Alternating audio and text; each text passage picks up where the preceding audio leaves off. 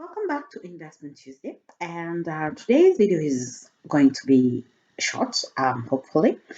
It's mostly, I just want to us to discuss something which many people, especially Africans, do not really want to have a conversation about. People do not want to think about death. I want us to talk about writing a will. I am a strong believer in being prepared. I'm a strong believer in hope believing that you're going to live forever, but being prepared, especially if you have children. When I got my daughter, I made a conscious decision to. In Switzerland, there are different levels of they're called pillars. So there are different levels of life insurance and pension plan, kind of. So I had to make sure that I got the third one, which is called the third level. The first and second are compulsory, but then the third one is not. So you have to actually invest in that yourself. So I had to make sure that I have that because I wanted, in case something happens to me, my daughter does have something to inherit.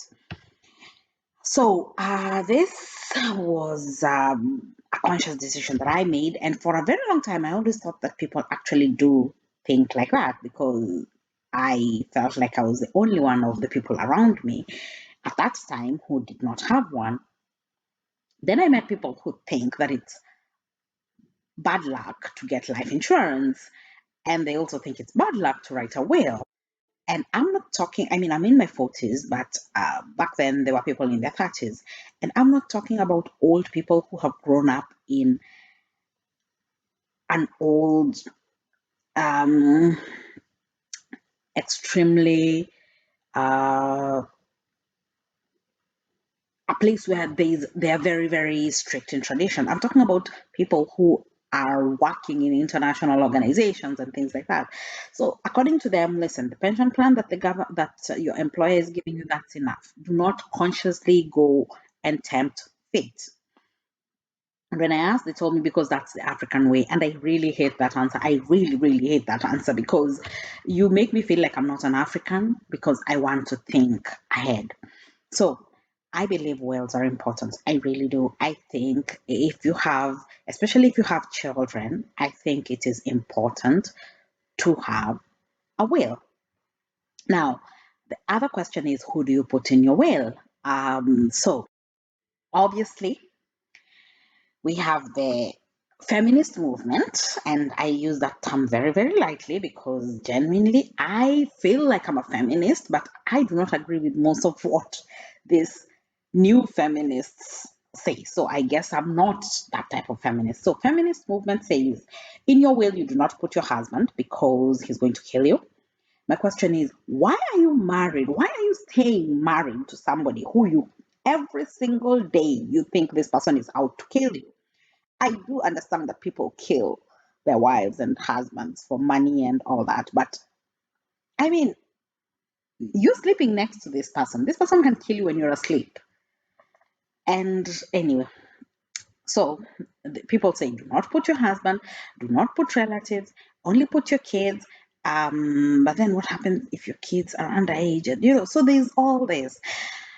My belief is talk to a lawyer or a legal, somebody who knows how to do this. So you talk to them, discuss with them whether it's a good idea to, if you want to only put your children, I'm not against that.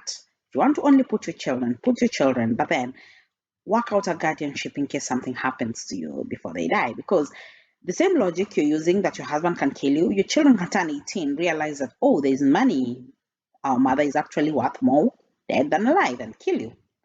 So, see, Um, so, but have a will. It's so sad that everything you have worked for when you die, then people fight over it and it all ends up in courts and so much money is wasted in the legal fees that eventually it's like you are working for the lawyers anyway. So you might as well involve them at the beginning so that all this is done in the right way.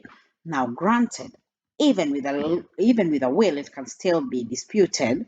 So my take is, this is why I think, especially if you have a substantial amount of investments, if you have a substantial amount of land, a substantial amount of shares, a substantial amount of money in the bank, whatever it is, I think it is worth it talking to your children and your spouse, especially if, what I find interesting is somebody could have had cancer and been fighting this cancer for years, and at some point they knew it was terminal, and they still didn't think it was time to put affairs, their financial affairs in order. I know we have faith and everything, but at some point you see, if it's a road accident, fine, that happened. But if it was an issue of this person was sick for a long time, I don't know. I just think anyway. So um my take, that's my take on it. You need to have a will.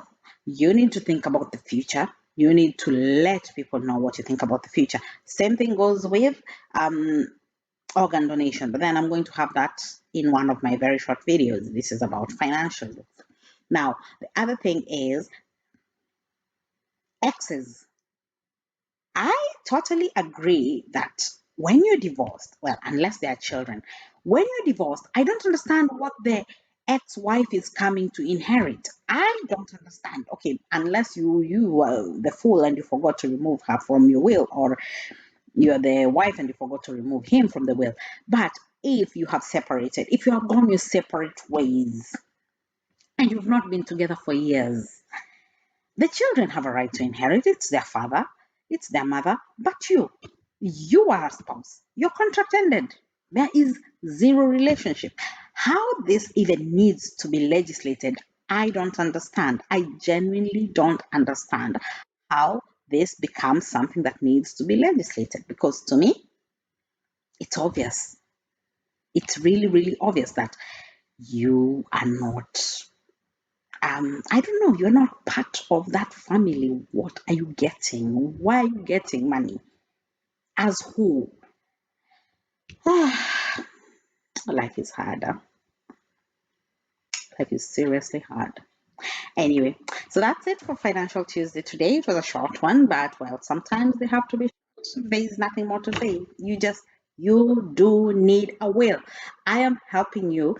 Let's decide that we are going to make 2022 a successful year. We are going to be investing, but in case something bad happens, let our investments not just fall apart. Now, next week, we will talk about how to train your children if you have a business, how to make sure that your legacy does not fall apart once you're gone. So please make sure you subscribe, make sure you like, and leave a comment. Leave a comment to tell me if the content is making sense to you. If there's okay, I know my hands are moving all over the place. I have a plan for that. So if you subscribe, you will know what my plan for that is. See ya.